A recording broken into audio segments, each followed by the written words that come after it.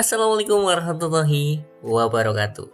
Masih bersama saya Tara di channel Cerita Saya.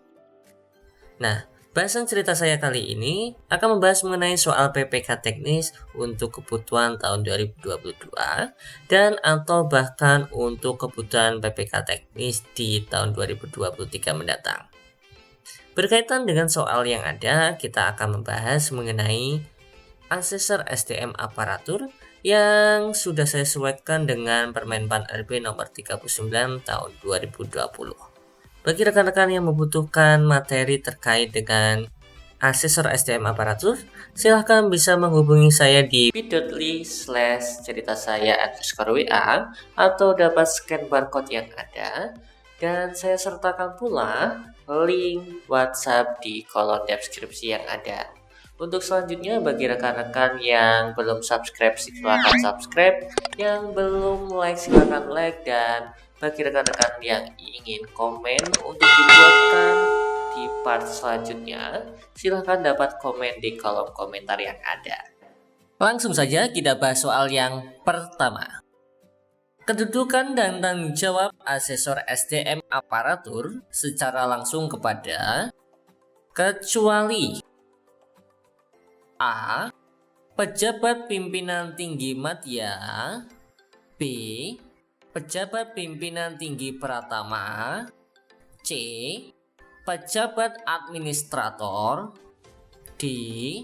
Pejabat yang memiliki keterkaitan dengan pelaksanaan tugas SDM. Dan E.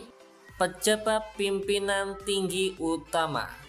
Nah, kira-kira menurut rekan-rekan semua, jawaban yang tepat adalah E, yaitu pejabat pimpinan tinggi utama.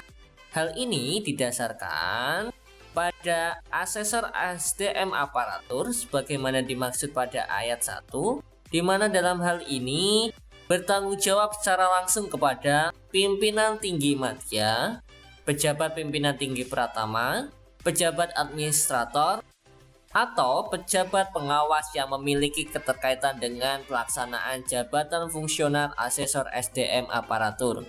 Sehingga jawaban E tidaklah ada, yaitu pejabat pimpinan tinggi utama. Yuk kita langsung saja lanjut ke soal yang nomor 2. Yang bukan subunsur dari unsur kegiatan jabatan fungsional asesor adalah A. Perencanaan dan pengorganisasian asesmen. B. Pengembangan perangkat asesmen. C. Pelaksanaan asesmen. D. Menentukan pendekatan asesmen. Dan E. Pemanfaatan hasil asesmen. Menurut rekan-rekan semua, jawaban yang paling tepat adalah D, yaitu menentukan pendekatan asesmen.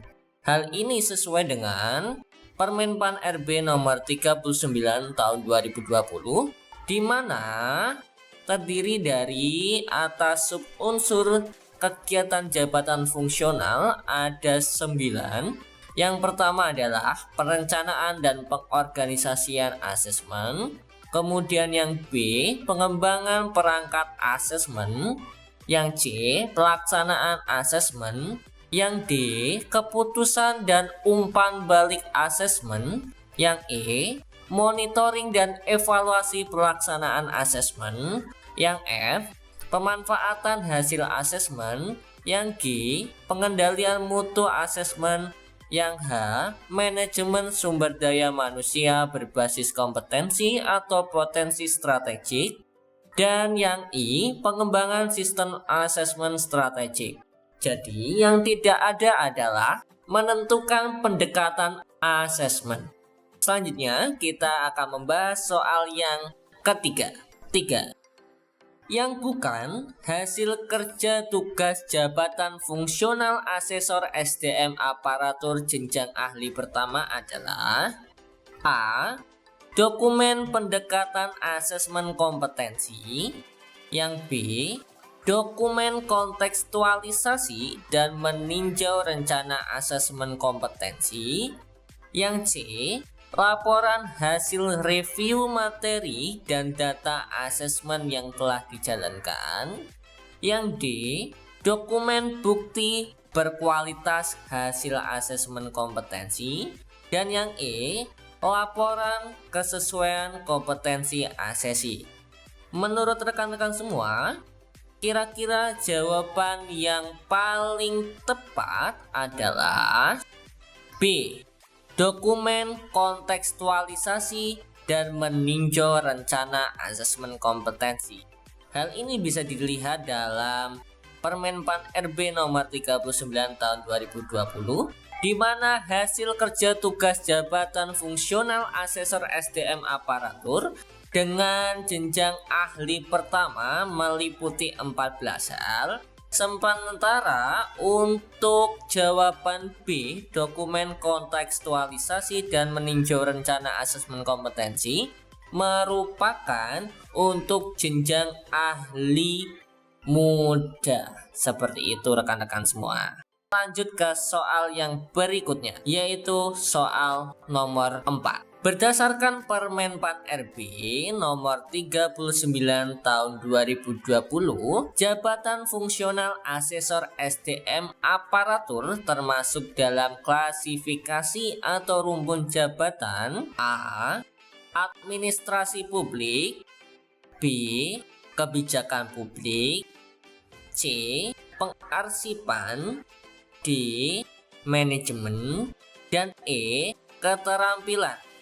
Nah, menurut rekan-rekan, jawaban yang paling tepat untuk soal yang nomor 4 adalah rumpun atau klasifikasi manajemen. Hal ini sesuai dengan Permen-Pan RB nomor 39 tahun 2020, di mana jabatan fungsional asesor SDM aparatur termasuk dalam klasifikasi atau rumpun manajemen. Yuk kita lanjut ke soal yang selanjutnya. 5. Penilaian kinerja asesor SDM aparatur dilakukan secara A, transparan, reliable, valid, dan objektif.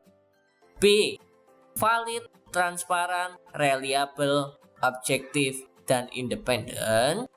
C, objektif, terukur, akuntabel, partisipatif, dan transparan.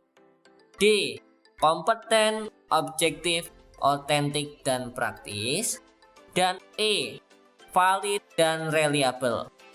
Kira-kira menurut rekan-rekan jawaban yang tepat adalah C, objektif, terukur, akuntabel, partisipatif, dan transparan. Hal ini sesuai dengan Permen-Pan RB nomor 39 tahun 2020, di mana penilaian kinerja asesor SDM aparatur dilakukan secara objektif, terukur, akuntabel, partisipatif, dan transparan. Dan itulah 5 soal untuk di part 2 berkaitan dengan soal-soal yang kemungkinan bisa jadi keluar di tes nantinya.